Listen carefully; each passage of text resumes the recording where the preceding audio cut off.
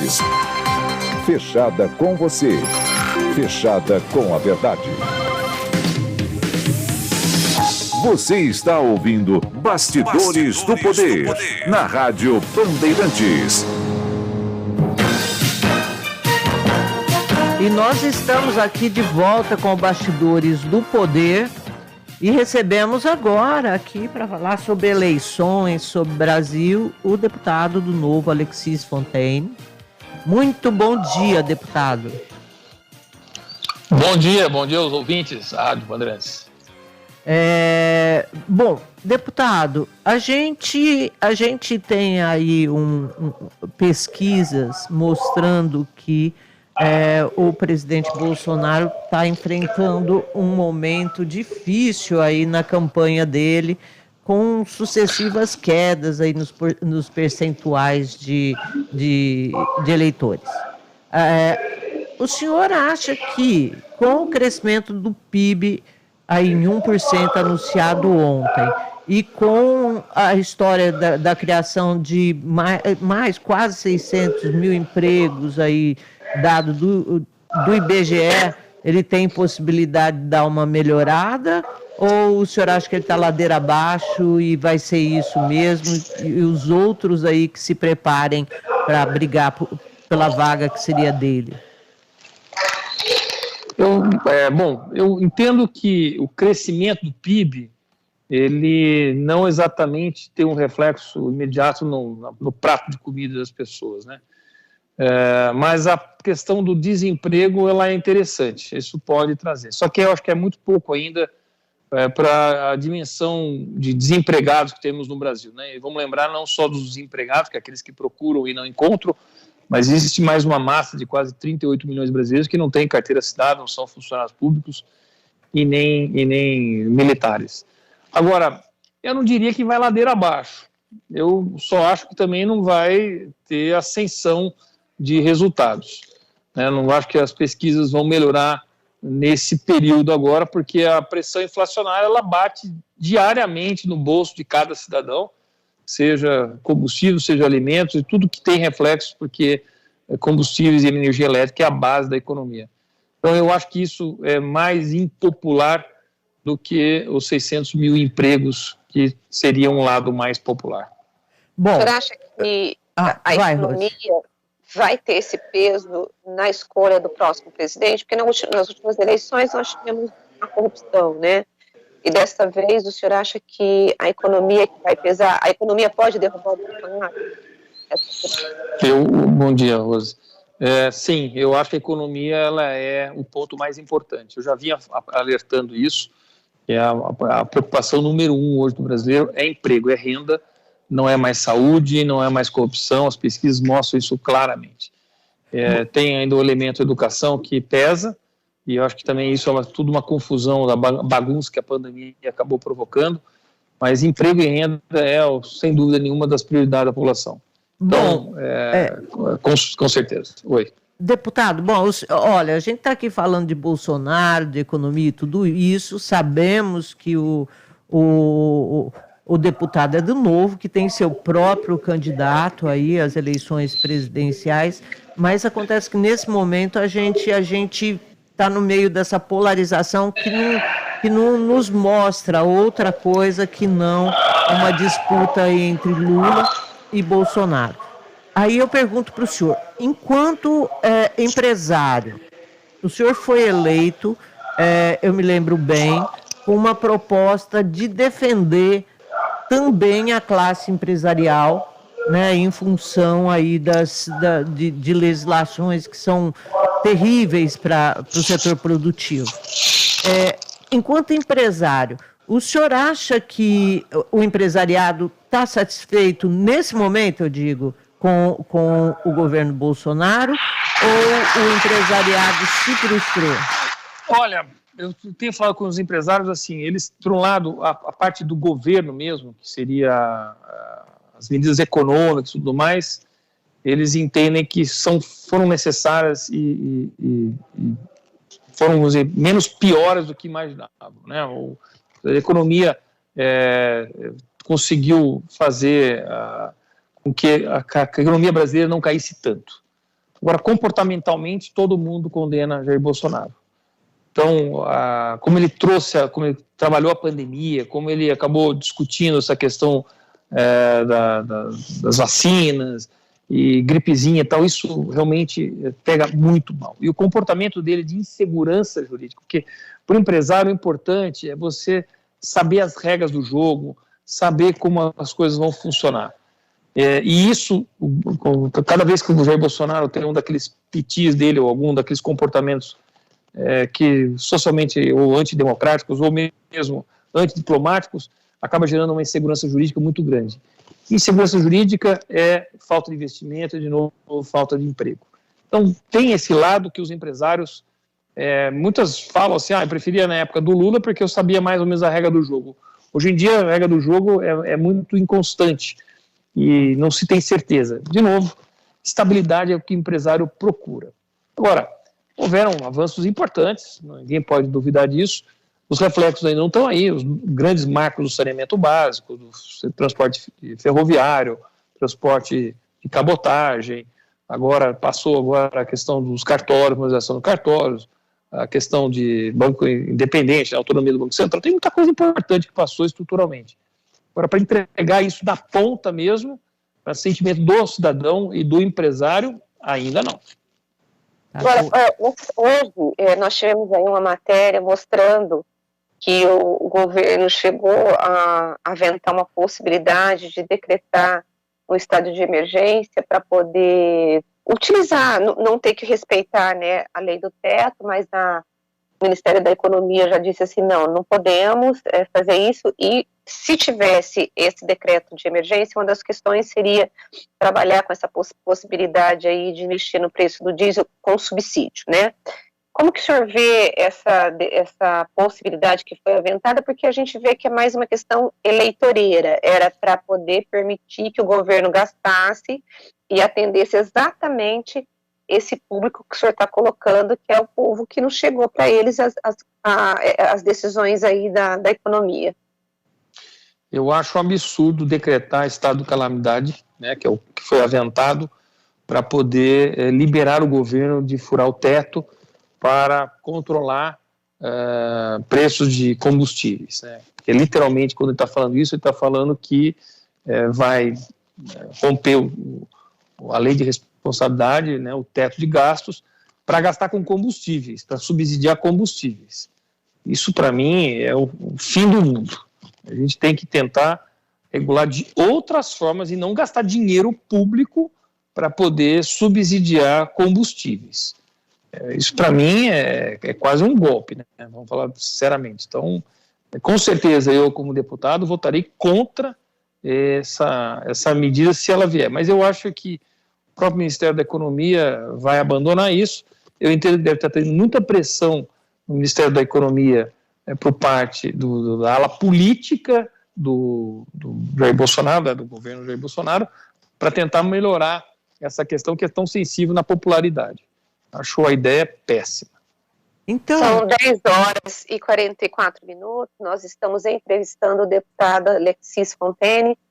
Bom, Zezé, vai com você. Eu quero ver, assim, com o deputado, como que ele se posicionou em relação, aliás, vai se posicionar em relação ao ICMS, ao tabelamento aí do ICMS, projeto que está aí na Câmara e que deve ser votado na semana que vem. Eu acho que está na Câmara ainda ou passou? Meu Deus, estou desorientada aqui. Mas fala para a gente. Está no Senado, Zezé. Está no Senado, isso, está no Senado. E todo mundo achava que levaria um tempão aí para o Senado analisar, mas a pressão do governo foi bem forte e existe uma possibilidade de que esse projeto seja votado, de fato, já na semana que vem. Como é que o senhor viu isso? Primeiro, né, nós temos uma tributação excessiva em cima de combustível, de energia como um todo, seja energia elétrica, seja combustível que é energia de forma líquida, seja qualquer forma de energia possível, que é a base de qualquer economia, né? Por isso que, quando aumenta o petróleo, ele tem um efeito inflacionário global, não é nem só o Brasil. Então, o Brasil tributa demais porque é um tributo muito fácil para os estados. O dinheiro é no caixa imediatamente. é fácil de medir, insonegável. Ou seja, é uma verdadeira preguiça de muitos estados de ficar superfaturando, supertributando a base da economia. Que telecomunicações entra nessa história também. Então, por princípio, eu acho que o projeto é muito bom, de transformar em essencial combustíveis e energia elétrica, de modo que você tenha um teto de tributação. E aí, óbvio, que vamos ter que procurar outra alternativa de tributação. Mas vamos lembrar que, nesse momento agora, os estados estão enchendo os caixas com esse aumento das commodities.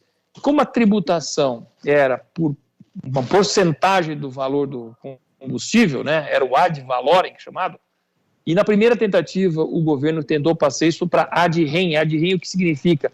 Em vez de tributar um valor na bomba, X% do combustível, ele começa a tributar lá na refinaria X reais, por exemplo, 2, 3 reais por litro de diesel, por litro de gasolina. Ou seja, esse valor fixo, ele não estaria flutuando conforme o preço da commodity. O problema é que os estados, quando fizeram essa modificação, botaram tudo lá em cima, como se fosse do dia de ontem, para poder capturar um valor muito grande de faturamento. Muitos estados, o combustível representa 30% da arrecadação de ICMS. Sim. E aí a briga armou, porque os estados não queriam perder esse faturamento. Só que assim, se tivesse sensibilidade de boa parte dos governadores, teriam congelado isso muito antes, como até o próprio governador Romeu Zema fez em Minas Gerais, porque não tem sentido a gente ficar dilapidando a população com esse tipo de coisa. Não adianta o estado encher de recursos e acabar dilapidando. O que acabou acontecendo é que os estados, muitos deles, estavam com uma visão eleitoral também disso. Estados com caixa cheio vão gastar bastante em benfeitorias para os municípios e acabar reelegendo governadores ou aqueles que os governadores estiverem indicando. Isso está acontecendo no estado de São Paulo. O estado de São Paulo está asfaltando tudo pelo interior de São Paulo. As prefeituras nunca receberam tanto dinheiro. Só que à custa do pagador de impostos, à custa do preço da gasolina lá em cima. Então eu sou muito a favor dessa redução tributária dos impostos. Às vezes eu penso, né, mas não é esse o propósito, assim, você pegar dinheiro e investir. Aí depois eu penso, mas eles retêm um tanto que eles vão fazer outras coisas que não investimento. Mas os estados têm dito, como o senhor colocou, que parte deles, o ICMS sobre combustíveis, energia e essas outras áreas de comunicações, representam, assim, uma percentual forte nos orçamentos. E eles dizem que, com isso que o Congresso Nacional está fazendo, e que muito provavelmente será sancionado pelo presidente da República, os estados vão perder muito, inclusive comprometendo tipo reajuste para professores, para essas categorias que são grandes. O senhor vê isso como uma possibilidade? E também falando, por exemplo, vai ter menos recursos para a saúde, que já é uma área que os estados aparecem timidamente, né? Porque quem paga 75% do bolo são os municípios e a União, né? Zezé, mas não é isso. Nós estamos falando de um faturamento muito acima do normal. Os estados, aproveitando esse aumento das commodities e a própria cotação do dólar, eles acabaram assim, enchendo os cofres. E quando enche o cofre, menos dinheiro na mão do cidadão. Uhum. E de forma muito pesada. Vai encher o tanque de um carro, R$250, R$200.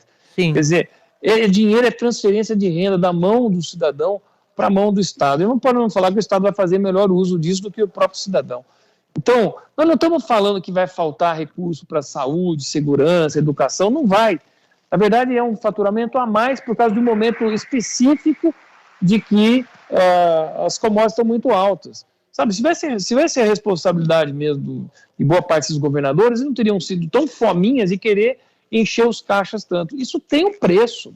O preço vai vir em forma de recessão. As pessoas tendo menos recursos, a coisa começa a ter queda no consumo, e aí começa a ter uma deflação, porque o próximo efeito, que é inclusive que o próprio pessoal do JP Morgan está falando, tempestade à frente, porque hoje tem inflação, depois que acaba tirando todo o poder de compra do cidadão, você vai ter deflação. E aí é recessão, aí é um problema terrível, muito ruim. Então, eu acho que não estão errados os governadores e deviam ter sido mais, assim, ter mais bom senso e não ter feito o que fizeram, por isso que veio essa lei de essencialidade. Senão não teria acontecido isso.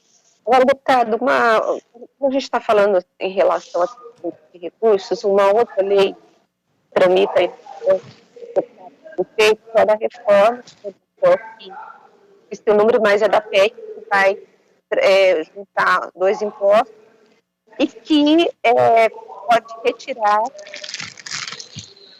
os municípios em relação ao ISS. Rose, se aproxima mais que está difícil de ouvir. Está um pouco ruim mesmo. Está ruim para ouvir? Tá, porque eu acho que você está distante do microfone. Tá. Bom, quer que eu repita, deputado? Ou dá para entender? Bom, a lei que está tramitando aí no Congresso, que está juntando 2 impostos e que pode tirar a autonomia dos municípios em relação ao ISS. E para alguns municípios há uma perspectiva de perda de receitas. Por exemplo, Campinas está prevendo que vai perder 1 bilhão e 300 milhões por ano, que é a receita que vem para ela de ISS, se ela perder essa autonomia. Como que o senhor vê essa PEC? Primeiro que eu não concordo com essa afirmação. Porque o que se faz é tirar uma fotografia de hoje, como está o modelo econômico hoje, e faz-se uma projeção para o futuro com a nova lei, e aí fala assim, não, o resultado vai ser 1 bi a menos. E não é verdade. O que acontece hoje é que a economia está totalmente reprimida, nós temos 90% da população ganhando até 3 salários mínimos, extremamente baixo, uma economia que não cresce, uma economia que não acaba gerando emprego. E quando nós formamos uma proposta de reforma tributária padrão OCDE, o que nós temos que projetar é o crescimento econômico. Isso ninguém projeta. As pessoas pegam um modelo econômico, uma fotografia hoje, joga numa estimativa, aí, numa projeção, com o mesmo modelo, lá na frente e fala, nós vamos ter um prejuízo de 1 bilhão, que seja. E isso está completamente errado e, para mim, muito desonesto. Porque nós temos que entender que prefeitura nenhuma vai perder autonomia. A única coisa que as prefeituras vão ter que ter é uma alíquota única para todos os bens e serviços. E não uma alíquota, uma para construção civil, outra alíquota para datilógrafo, outra alíquota para mercadinho, outra para restaurantes. Isso que não pode ficar fazendo, não pode ficar brincando com a alíquota. Agora, o município tem autonomia de estabelecer qual vai ser a alíquota dele, mas é uma alíquota só para todos os serviços. O que acaba acontecendo com a reforma é que nós vamos ter um crescimento econômico, inclusive industrial, muito grande, onde os municípios vão ter uma grande participação, são 25%, sobre a participação do ICMS, a cota parte do ICMS. O ICMS está caindo em muitas, quando você pega o extrato industrial, justamente para o atual modelo tributário, que é muito ruim. Portanto, eu acho que é assim, quase que uma teoria da conspiração, assim, uma visão catastrófica de uma reforma tributária que eu não acho correta e eu acho que é um desserviço que se presta para a população brasileira. A gente tem que ter um modelo de geração de emprego, um ciclo virtuoso. Nós estamos no ciclo vicioso há décadas. Bom, deputado, assim, os municípios usam muito essa questão do ISS-QN para poder também incentivar determinadas áreas de desenvolvimento nos seus municípios. A gente vê aqui em Campinas, por exemplo, é uma alíquota bem mais baixa para quem vem para cá desenvolver uma atividade que não polua, né? Que seja, use energia limpa. E também eu sei que isso acaba sendo um instrumento de guerra fiscal também. Mas me explica, assim, o que vai acontecer com essa história de uma alíquota única, assim? Como assim? Explica, eu não entendi direito, inclusive para a gente poder falar. Porque aqui em Campinas, por exemplo, dependendo da categoria, são alíquotas diferentes. O máximo é 5%, mas tem categorias que são 3%, 2,5%, 1,5%, e é isso para incentivar, né? É política de incentivo. Então, mas o correto é o seguinte.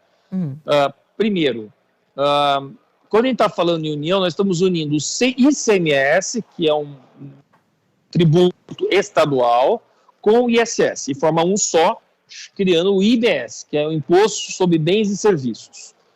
Quando você tem a união dos dois, a gente tem um estímulo da economia, porque hoje você tem distorções entre o que é prestação de serviço e o que é industrial. Então, por exemplo, no Brasil é mais negócio você contratar pedreira, você dar bloco, tijolo, do que trazer uma placa pré-moldada e colocar na tua casa. Porque você vai pagar ISS e o outro você vai pagar ICMS, que o que vem transportado já pré-industrializado é circulação de mercadoria. Uhum. Isso faz com que a gente tenha uma construção civil muitas vezes atrasada no Brasil. A gente tem uma construção civil que não é industrializada e que gera muito desperdício, gera muito acidente de trabalho, gera muito tempo para construir alguma coisa. Ou seja, a gente tem modelos que são ineficientes e custam caro.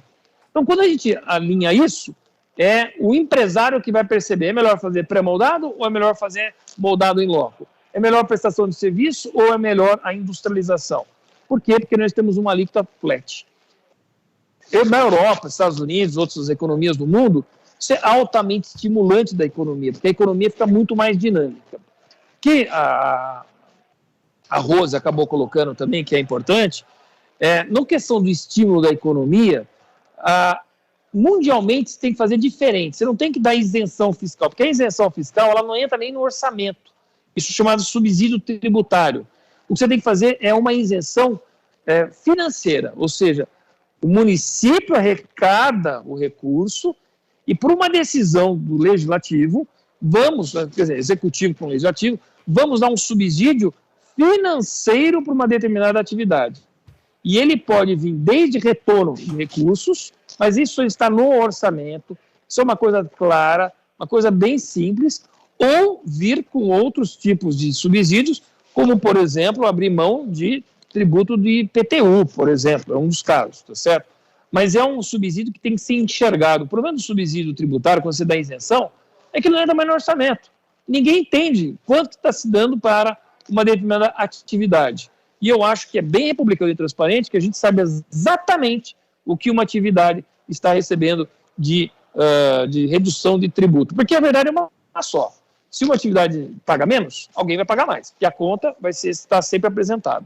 Bom, o senhor acha que esse projeto passa no Senado? Nessa legislatura, eu acho que não.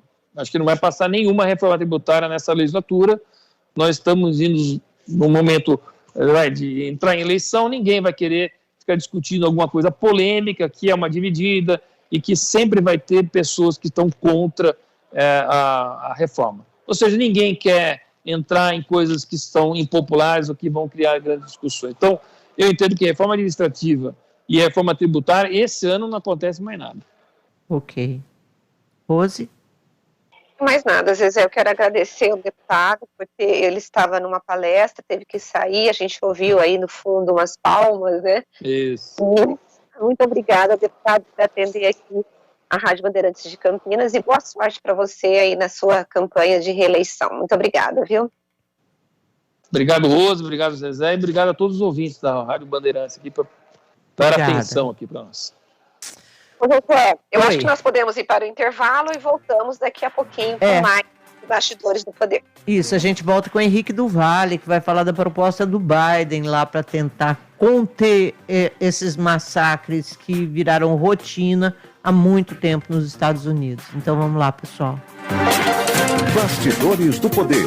Na Rádio Bandeirantes. Bastidores do Poder. Na Rádio Bandeirantes. Oferecimento. Recap, Sindicato dos Postos de Combustíveis de Campinas e região. Acesse recap.org.br. Sextou com o Faustão na tela da Band. Alô, galera! Nada melhor para consagrar o sextou que todo mundo gosta no churrascão do Faustão. Muita música, cacetadas e bate-papo descontraído com